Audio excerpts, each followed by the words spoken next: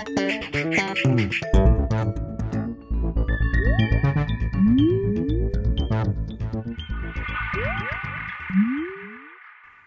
everyone and welcome to The Vortex, where lies and falsehoods are trapped and exposed. I'm Michael Voris. It's really only talked about in hushed tones these days because of fear or worry over being labeled chauvinist or whatever, but no matter how you slice it up, Christianity in general and Catholicism specifically have been reduced to a faith which appeals much more to the feminine. The masculine is pretty much outright rejected or told to be subject to the feminine, and this has had a devastating effect on the faith. Of course, we see this same cultural occurrence as well. Everywhere, the societal norm is that men, or more specifically, the masculine, is denigrated. Men are made to appear as weak or buffoons in everything from TV commercials, where the smarter, hipper, more with it woman almost always bests the man, to TV programs where the male is often just a nice, lovable dunce who has an engaging smile, and that's about all.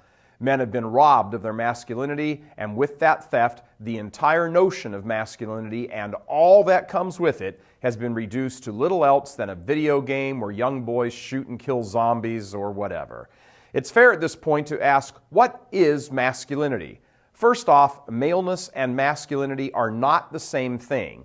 Being an adult male is simply not enough. One must be a man. Being a man is a choice to live a certain way. It comes from the will.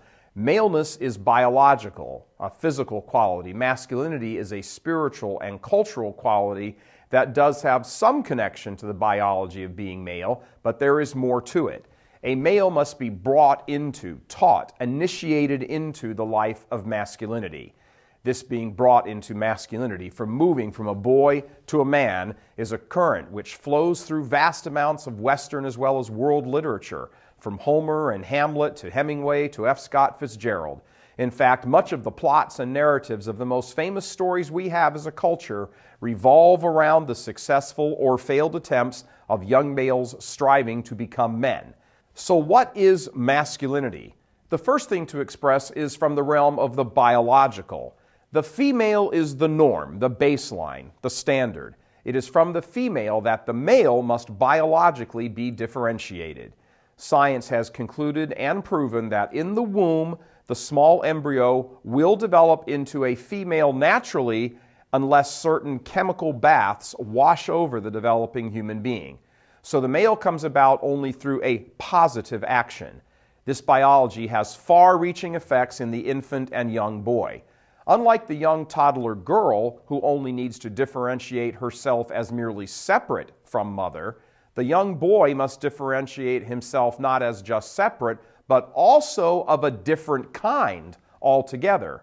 Hence, the male has to, quote, leave the feminine and go in search of what he actually is.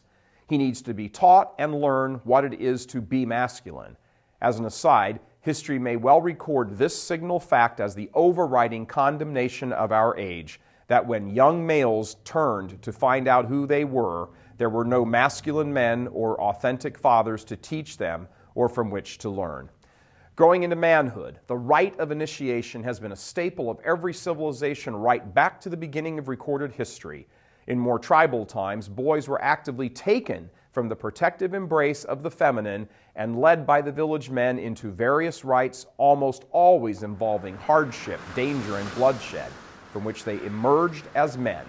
They then returned to the community which the feminine had gathered together and protected it.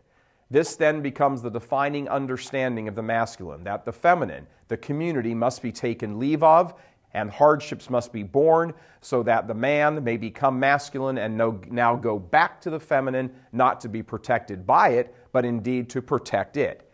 If you think about this, this is precisely what the second person of the Blessed Trinity did.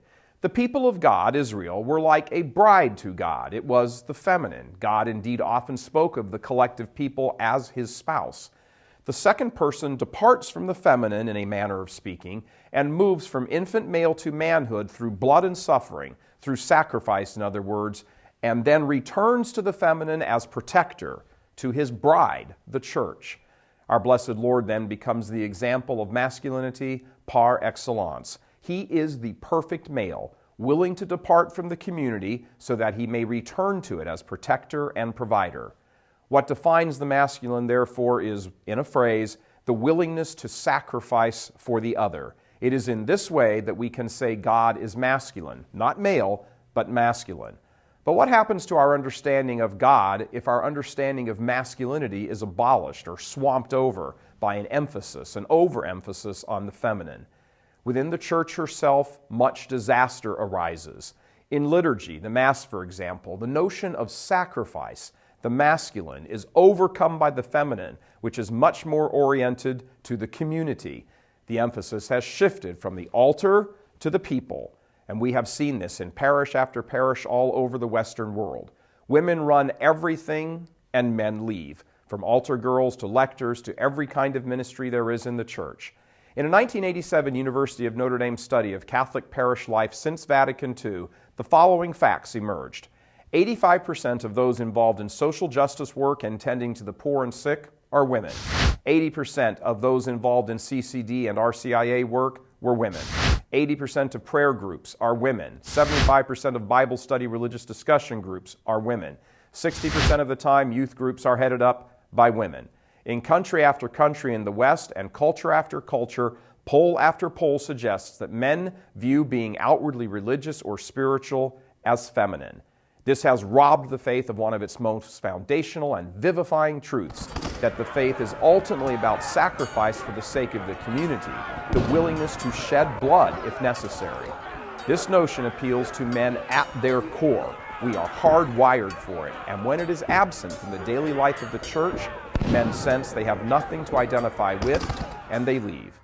Tomorrow, more on men, masculinity, and the faith. God love you. I'm Michael Voris.